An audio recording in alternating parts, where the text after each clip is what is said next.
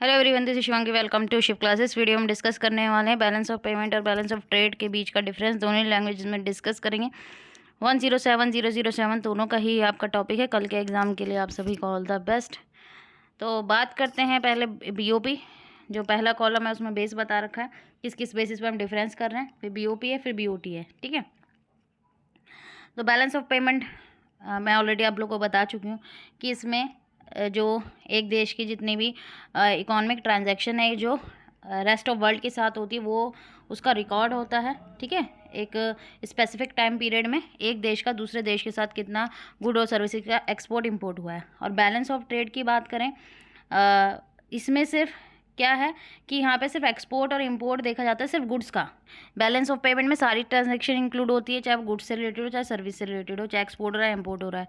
ठीक है, balance of trade में एक्सपोर्ट इंपोर्ट देखा जाता है, लेकिन सिर्फ गुड्स का, सर्विसेज का नहीं। ठीक है,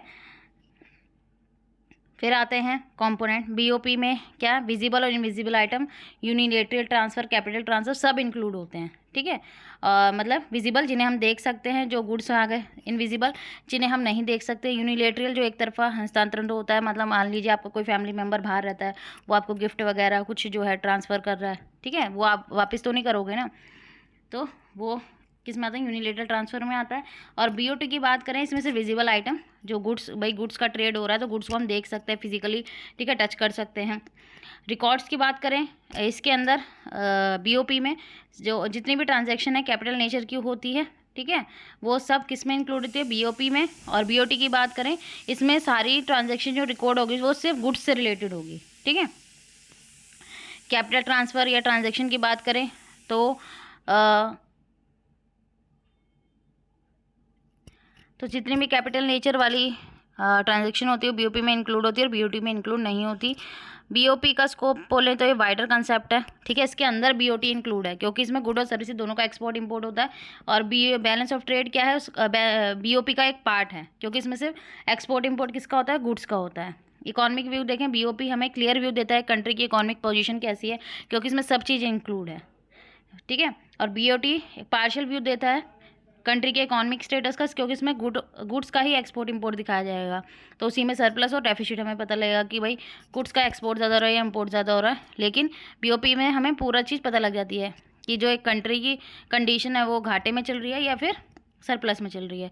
रिजल्ट की बात करें तो रिसिप्ट और पेमेंट जो है, रिसिप्ट और पेमेंट साइड जो होती है बैलेंस ऑफ पेमेंट की, वो यहाँ टैली हो जाती है क्योंकि क्रेडिट डेबिट साइड दोनों में जगह यहाँ पे जो है ट्रांजेक्शन की एंट्री की जाती है।